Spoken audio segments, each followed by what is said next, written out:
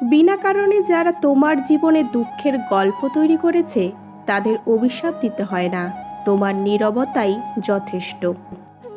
তার খারাপ সময় ভালো থাকার জন্য সে আমাকে বেছে নিয়েছিল, আর এখন সময় ভালো, তাই আজ আমি অনেক দূরে। শব্দের ক্ষমতাকে কখনো কম ভেবো না, কারণ ছোট একটি হ্যাঁ এবং না অনেকের জীবন বদলে দিতে পারে। বাবার পেশা যাই হোক না কেন, প্রত্যেকটা সন্তানের কাছে তার বাবাই সেরা। কোনো ব্যক্তির সরল মনোভাব কখনোই তার দুর্বলতা নয়, এটি একটি সুন্দর স্বভাব যা একটি উন্নত মনের পরিচয় বহন করে।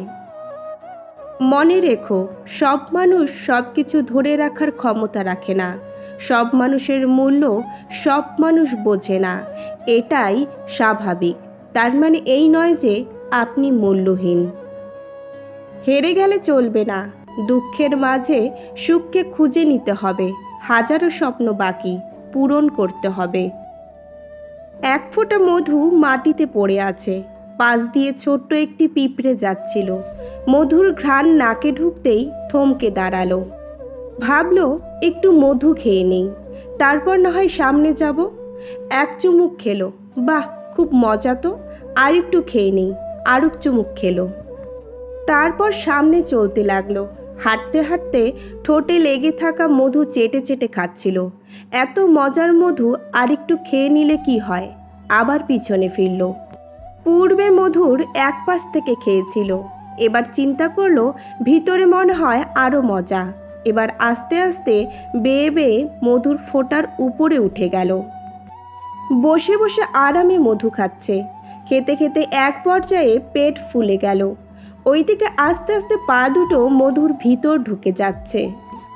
তখনই হঠাৎ টনক নড়ল তার, কিন্তু ততক্ষণে অনেক দেরি হয়ে গেছে।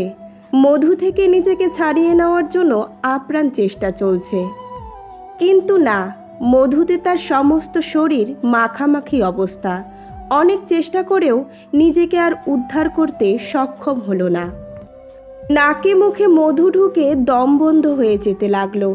এক সময় পিঁপড়েটা মধুর ভিতরে আটকে পড়েই মৃত্যুবরণ করলো। এই বিশাল বড় দুনিয়াটাও এক ফোঁটা মধুর মতো। যে এই মধুর পাশে বসে অল্প তো সন্তুষ্ট থাকবে, সেই বেঁচে গেল। আর যে এই স্বাদের মধ্যে ডুব দিতে গিয়ে বাছবিচার না করে শুধু খেয়েই গেল, আরেকটু করতে করতে একদিন সে এর মায়াজালে আটকা পড়েই মারা যাবে। তখন আর কেউ উদ্ধার করতে পারবে না, তার ধ্বংস অনিবার্য। তার দুনিয়া আর পরকাল দুটোই শেষ। উঁচুতে উঠতে হলে তোমার ভেতরের অহংকারকে বাইরে টেনে বের করে আনো, এবং হালকা হওয়ার কারণ তারাই ওপরে উঠতে পারে যারা হালকা হয়। কার উপর বিশ্বাস রাখবো? মানুষের উপর? সে তো সাপের চেয়েও ভয়ঙ্কর।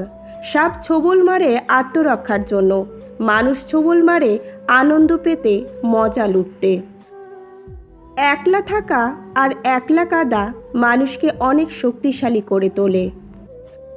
10 নারীকে নাচিয়ে বেড়ানোটা কখনোই পুরুষত্বের প্রমাণ দেয় না।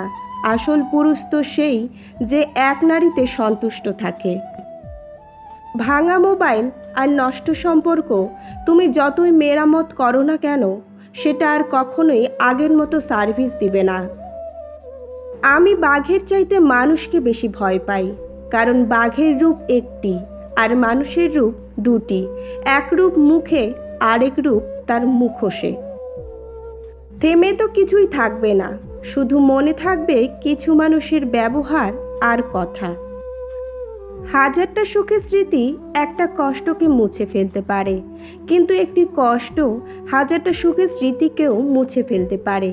এটি জীবনের সবচেয়ে বড় সত্যি। নিজের স্বপ্নকে এতটা সময় দিন যাতে আপনাকে চোখে দেখাটাও মানুষের স্বপ্ন হয়ে যায়। সত্যি বলতে, তোমার লক্ষ্য যখন সৎ থাকবে, তুমি কাউকে হারাবে না, মানুষ তোমাকে হারাবে। আপনি থেকে তুমি হয়ে যাওয়ার গল্পটা অনেক সুন্দর, কিন্তু তুমি থেকে আপনি হয়ে যাওয়ার গল্পটা ঠিক ততটাই মর্মান্তিক। নিজেকে সময়ের সাথে সাথে ব্যস্ত করে নিতে পারলে পৃথিবীর কোনো অপূর্ণতাই আপনাকে ছুঁতে পারবে না।